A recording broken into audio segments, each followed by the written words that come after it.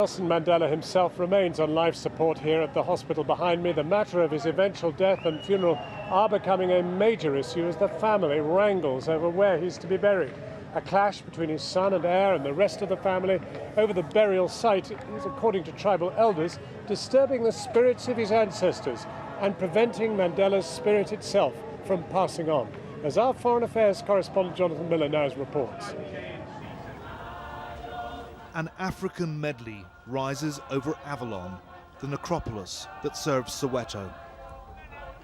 It's a medley of intertwining beliefs and traditions of tribes and clans and religions. Death is not dealt with lightly here. When someone moves on to join the ancestors, he or she will be deemed even more powerful when dead. But to the dismay of many South Africans, the end of Nelson Mandela's long life has become a source of great conflict.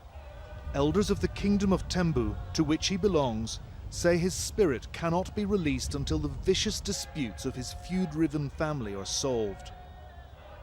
There is life after death. It goes on and on and on. Each time there is a problem with a family, the first thing is to check with the ancestors.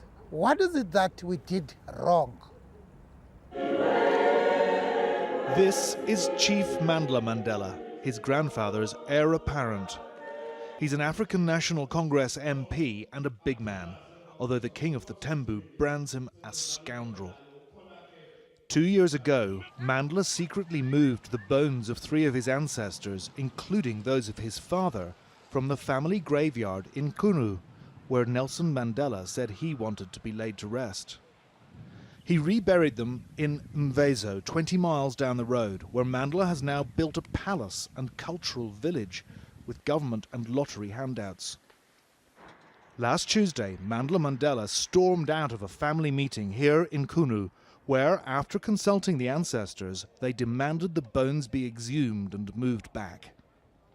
It's one of 2 ugly family disputes which have gone to the courts and appalled this nation as the old patriarch waits to join the ancestors.